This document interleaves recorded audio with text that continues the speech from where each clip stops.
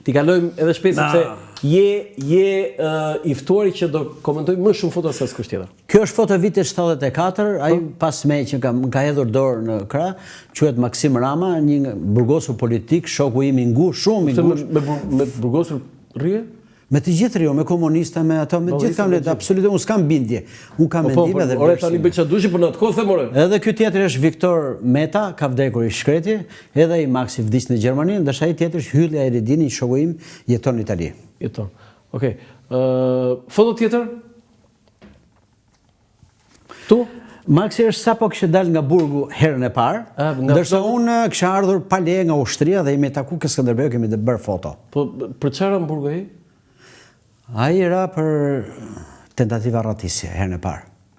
Ku do të ikte? Biseda rratisje.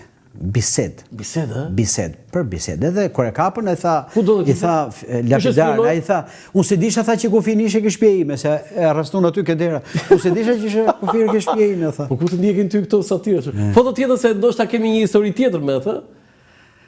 Kjo është vjerri me nusën time në vitin 78. Po dhe unë. Ti, bashortja juaj, si quhet bashortja? Roza. Roza. Dhe vjerri si quhet? Muharrem. Muharrem. Po, ku jeni këtu? Në Pogradec, ne ishim dashuri, i thash unë do hikim atje, bëm celebrimin urgjent, vetëm ky e dinte që unë doja të bien, ishte burr shumë emancipuar, ushtarak. Çfarë vetëm e dinte ai? Vetëm ky e dinte që unë isha i dashuruar me vajzën edhe do ikim Pogradec. Ai e dinte babai dhe vetëm se dinte askush tjetër? Askush tjetër. Dhe ne ikëm Pogradec. Ajo skandalizuar, ai tha di unë tha, po kështu është historia ime dhe erdhim Pogradec sepse kishte dëgjuar që ai është i krisur dhe mund të arratiset. Kisha në vajzës. Ti ishe i krisur? Nuk e di. Edhe erdhi, morëm një vark, po bënim xhiro në Drilon. Kur ishim aty afër, thash unë dua të hikim atan, thash. Ku ti kishte? Anim atan. Thyf qafën, tha, po vajzën do ta marr në Tiranë, tha.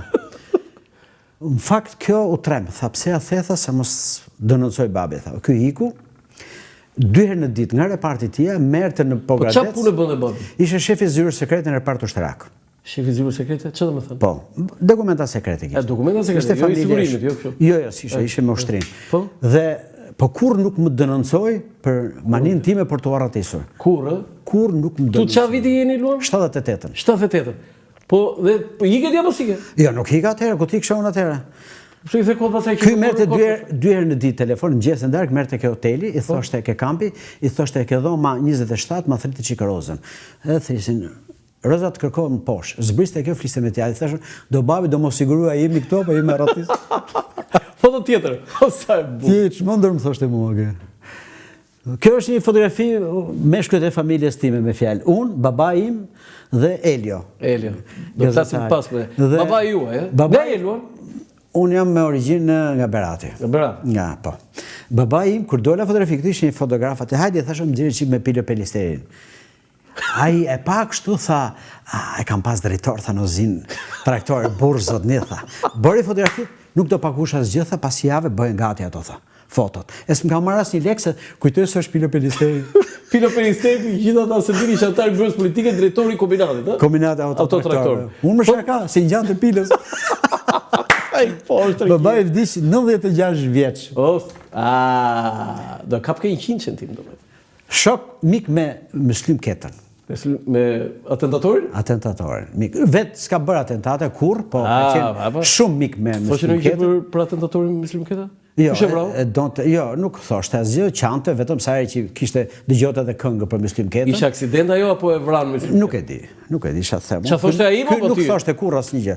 Ky s'fliste, ky më thoshte më vetëm mbyll gojën. Ai do të vrisë edhe në Verozhë? Jo, ky kishte vlerësim për regjimin, për një kishte komunist, sepse thoshte ti se di, thoshte që ke shtëpia motor shtat në Goxha Tazimi ka pas ferra.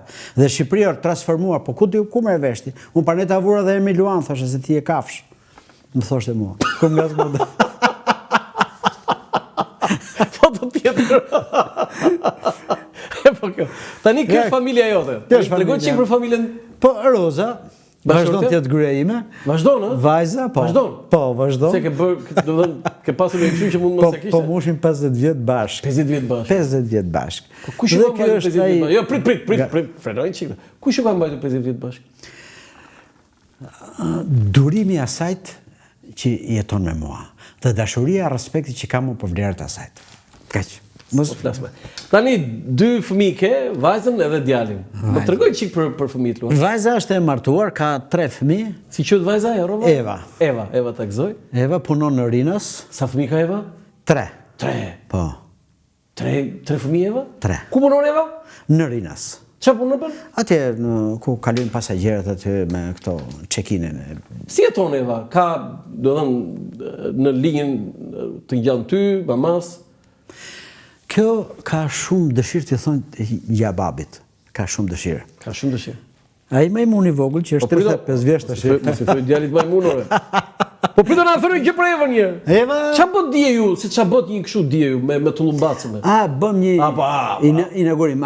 Eva hapi një agjenci bashkë me fëmijët e vet, një agjenci udhëtarësh për bileta, me që e njeh mirë atë sektor dhe vajza vet ka iniciativë, ka hapur një agjenci. Me gjithë vajzën? Me vajzën dhe me djalin. Mbar të shkret. Faleminderit, një agjenci udhëtarësh dhe ka kërkesa sepse Eva ka shumë mikesha, miqe, njerëz që e njohin.